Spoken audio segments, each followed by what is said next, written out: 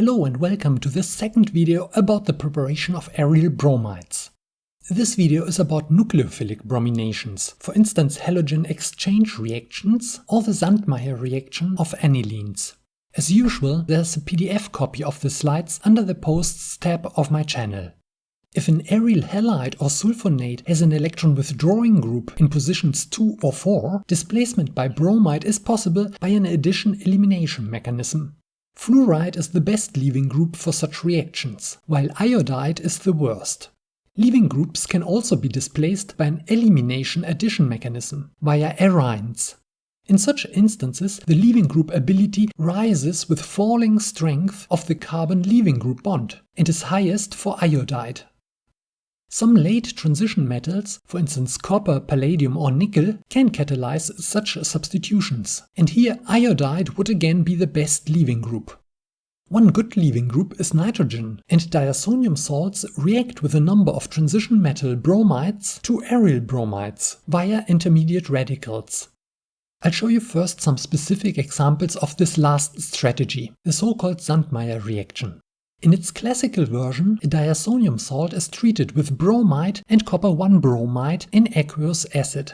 The first step is single electron transfer from an anionic copper dibromide complex to the diazonium cation, which fragments into nitrogen and an aryl radical. This radical is brominated by copper-2 bromide, and copper-1 bromide is regenerated. Thus, catalytic copper bromide should be sufficient, but because radicals are short-lived and can dimerize, almost one equivalent of copper bromide is often required to attain high yields. This here is a typical Sandmeyer bromination. A diazonium bisulfate was prepared and added to another flask containing an acidic solution of about half an equivalent of freshly prepared cuprose bromide. Arene diazonium salts are electron deficient and readily undergo aromatic nucleophilic substitutions of other leaving groups. Thus, halides or nitro groups at positions 2 or 4 of anilines can be displaced during Sandmeyer reactions. This may be avoided by keeping the reaction temperature low. We'll have a look at these potential side reactions at the end of this video. This example is similar to the previous one, also from an older volume of organic synthesis. To avoid reactions with competing nucleophiles, a diazonium bromide was prepared and then treated with hydrogen bromide and copper-1 bromide. This one-pot version of Sandmeyer reaction worked best with copper-2 bromide, but dibromides were formed as byproducts.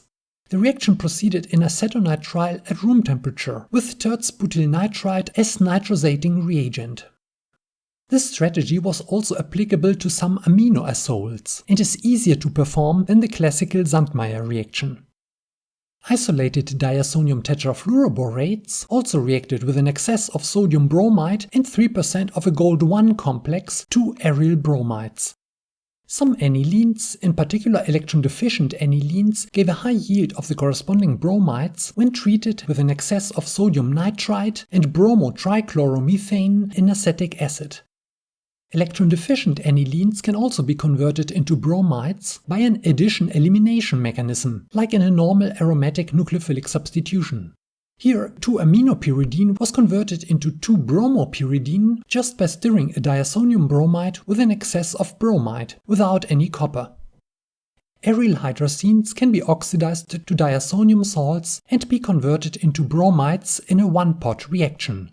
Here the oxidants were air and DMSO, and the source of bromide was boron tribromide. Aryl hydracenes are however expensive and not readily available, and the Sandmeyer reaction of anilines is usually a better strategy. The conversion of phenols into aryl bromides requires some form of activation followed by aromatic nucleophilic substitution. Carbon-oxygen bonds are strong, and such reactions can require high temperatures, as in this example, unless the phenol contains electron-withdrawing groups in positions 2 or 4. 2-hydroxypyridine is a more reactive starting material than the phenol of the previous slide. Still, with an activation by phosphorus pentoxide, heating to 180 degrees Celsius for 10 hours was required.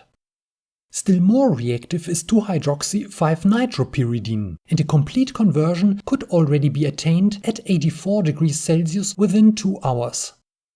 Quinolines are more reactive than pyridines, and most reactions of quinolines are not applicable to pyridines. Here a methoxy group was substituted by bromide with phosphorus tribromide in DMF. Aryl triflates react only sluggishly with bromide unless activated by electron-withdrawing groups. Bromide, like chloride, is a poor nucleophile, and here, after refluxing in toluene for 3 days, only 32% of the target bromide was obtained, despite activation by the cyano group. Such reactions can be catalyzed by certain transition metal complexes. Here, 10% of a ruthenium complex promoted the displacement of fluorosulfate by bromide at 150 degrees Celsius in DMPU. Also nickel seems to aid such reactions, for instance the substitution of chloride by bromide. Still, a high reaction temperature and a polar aprotic solvent was required to enhance the nucleophilicity of bromide.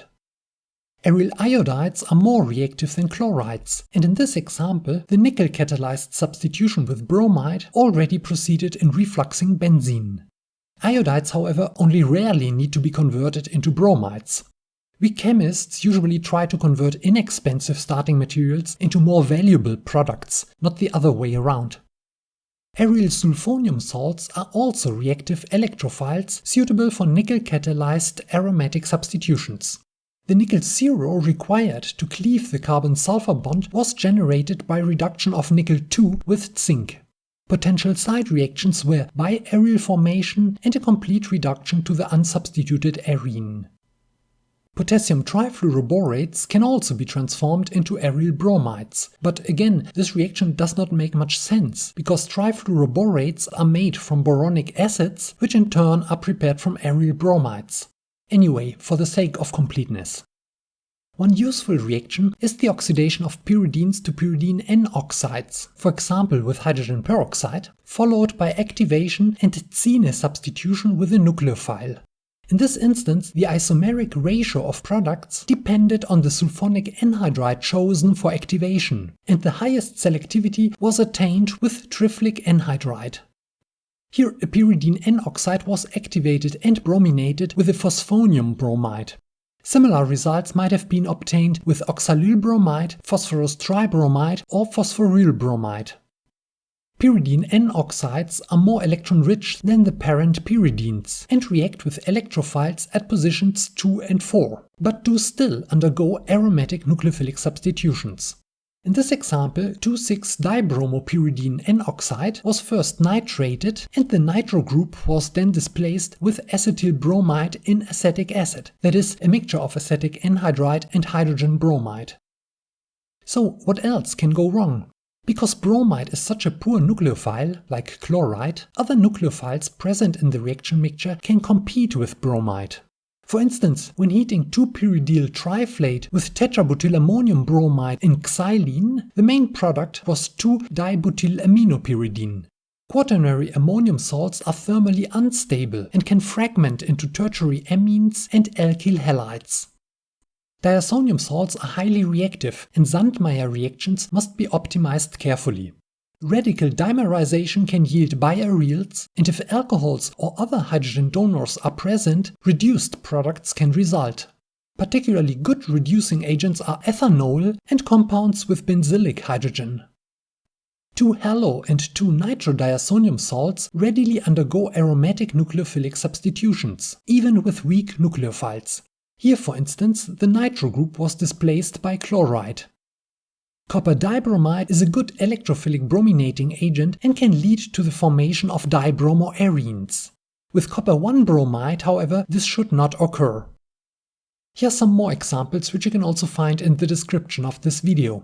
There is also a 2-video playlist about the preparation of aryl iodides, with reactions similar to those discussed here, which may also be relevant for you. See you and thanks for watching.